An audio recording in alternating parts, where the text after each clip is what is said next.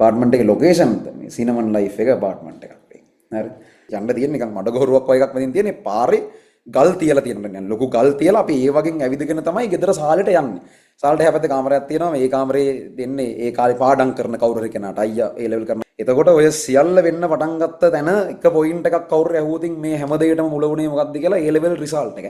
හැම දෙයකටම පටන් ගත්ත තැන ඒ ලෙවල් රිසල්ට් එක. එතනින් ඉස්සරහට ඊට පස්සේ වෙන ITC එක තමයි. ඔව්. ඒකේ ලයිට් නැහැ. ඒකේ ලයිට් යනවා. හරිද? ඒකේ මාර ප්‍රශ්නයක් තියෙනවා. දැන් අපි හිතන් ඉන්නේ මාර මේවා කියලානේ. මේ ඒකේ ලයිට් යනවා කියන්නකො තමයි. ඒකම කියන්න හොඳ නැත. වෙනවා කැලෙන් කැල ලයිට් නැහැ. හරි. දැන් තැන් වල නැහැ මොකද. හරි මොනවද තියෙන්නේ. ඔතන එළියේ තනි කර තියෙන මුහුද. ඔයාලට උදේවරු කාව නම් තනි මුහුදක් බලා ගන්න පුළුවන්. තනි නිල් පාට මුහුද තමයි යෝගෙන් හැපැත්තට තියෙන්නේ. තිබුණා තව එක කාමර එකක් තිබුණා, කුස්සියක් තිබුණා, වටේට ටකරන් ගහලා තිබ්බ කුස්සිය. කියන්නේ අපේ ගමේ තිබුණ සාමාන්‍යයෙන් මැද මට්ටමේ ගෙදරක් තිබ්බා. මේ කොළඹ ආවට පස්සේ මුලින්ම එතන ඒක කොළඹ ඇවිල්ලා ඉඩමක් ගන්න ගමේ කොහෙද ඉන්න කියන ප්‍රශ්න මම ඉවර වෙද්දී ඉන්න කියලා කිව්වනේ. ඉන්නේ ගෙදර තමයි ඉන්නේ. ගෙදර කියන්නේ මම ඉන්නේ ගෙදර ඉන්නේ මම. හරිද?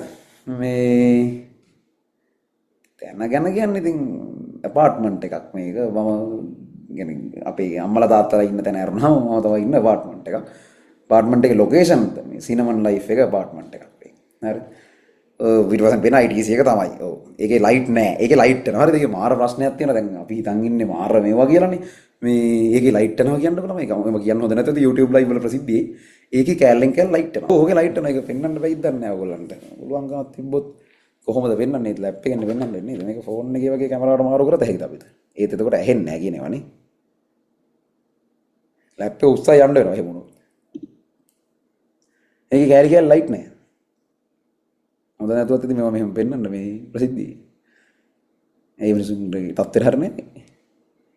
පොඩි මොකක් හරි තාක්ෂණික ප්‍රශ්නයක් මොකක් හරි එකක්. ඉන්න බෑ මොකක් හරි කරගන්න ඕලන්ද කියලා. බල්ලෝ මෙහෙ නෑ නෝනේ. ආලා උස්සගෙන තමයි යන්නේ. උස්සගෙන ගිහලා ලයිට් නැති හැටි.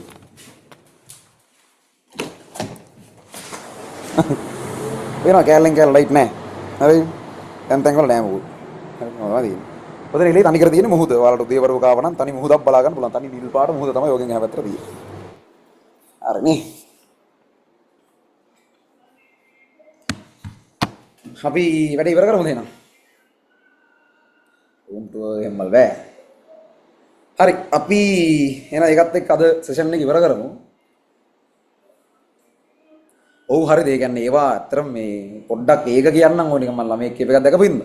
අපි මුලින්ම කොළඹ ආවට පස්සේ පළවෙනි වතාවට කොළඹ ආවට පස්සේ මේ අපි රෙන්ට් එකට ඉඳලා ගෙදරක පස්සේ ගෙදර අපි ගන්නවා සල්ලි වලට. මේ ඕකේ අපි යනකොට මුලින්ම යනකොට තියෙන්නේ එක සාලයක් තිබ්බා, පොඩි කාමරයක් තිබ්බා. මම දැන් ඒකට හොස්ටල් ඉඳලා මම මේ හොස්ටල් එකෙන් අද්දපද්ද එනවා එළිය කියන්නේ.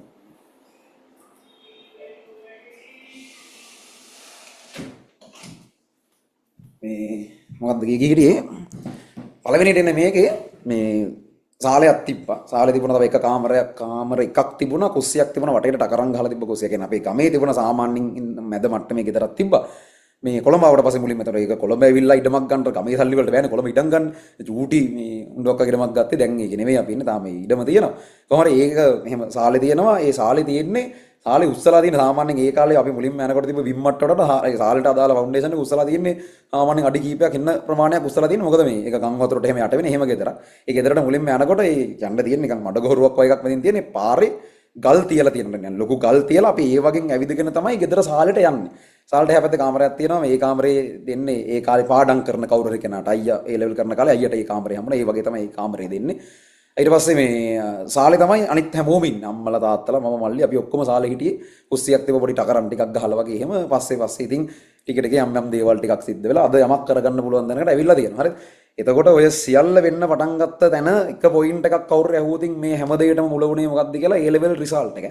හැම දෙයකටම පටන් ගත්ත තැන ඒ ලෙවල් රිසල්ට් එක. එතනින් ඉස්සරහට ඔයා මොකද්ද කරන්නේ? ඒක මොකක් කරේ. හැබැයි එතනින් එන කොන්ෆිඩන්ස් ලෙවල් එක පිස්සු හැදෙනවා. හරිද? ඒ එන කොන්ෆිඩන්ස් ලෙවල් එක ඒ ලෙවල් රිසල්ට් එකෙන් යකෝ මම මගේ කියලා දෙයක් කරා, මම මගේ කියලා දෙයක් අචීව් කරා කියලා එන ඒ කොන්ෆිඩන්ස් එක පිස්සු හැදෙනවා ඒක. ඒකෙන් ළමයි ඔයා වැඩක් ගත්තම ඔයා වැඩකට වහින්නේ දේවල් පුළුවන් එකෙක් විදියට. අර මිනිස්සු ගැන කතන්දර දාලා නැහැ. ටියුෂන් වල අපි එනකොට මොන කතන්දරද කියන්නකො කිව්වේ නැත්තේ. ඉතින් දැන් මේ කතන්දර කිසිවක් නැහැ නේ. අපි මේ තැනකට වෙනස් වෙලා තියෙනවා. එතකොට ඒ කතන්දර මොකුත් නැතුව කොන්ද කෙලින් තියාගෙන යන්න ඕන කොන්ෆිඩන්ස් එකෙන් අතනින්. ඔහොම කතා අපි ඉස්සරත් අහලා තියෙනවා. මීට වඩා 1000ක් ප්‍රශ්න තියෙන අපි මේක කරලා තියෙනවා. එහෙම මට එන ප්‍රශ්න මොකක් හරි මම ඒකට ෆේස් කරනවා කියන කොන්ෆිඩන්ස් එක එනවනේ. ඒක නෙක්ස්ට් ලෙවල්. ඒ හින්දා හරිද ඔයාලා පේනවට වඩා ඔයාලා දකින්නට වඩා මේ ලෝකේ මහ ලොකුයි. ඒක මහ විශාල ලෝකයක්. ඒක දකින්න පුළුවන් නම් හරි ආස හිතෙනවා. ඒවා විඳින්න පුළුවන් නම් මරු. අර වගේ කැත කතාවක් තීද්දි මේවා ලස්සන වෙද්දි තවත් මරු. ඒතකොට මෙතන ඉන්න බහුතරය උඹලට එහෙම මොකුත් නැතුව ඇති. මීට වඩා අන්ත අසරණ කතන්දර ඇති ඕගොල්ලන්ට කියන්න. ඉතින් මේ කතන්දර කවුරුත් දැන් අහන්නේ නැහැ. හැබැයි අද මෙහෙම ඒ කතන්දර කියද්දි හැමෝම අහනවා. ඕක තමයි වෙනස.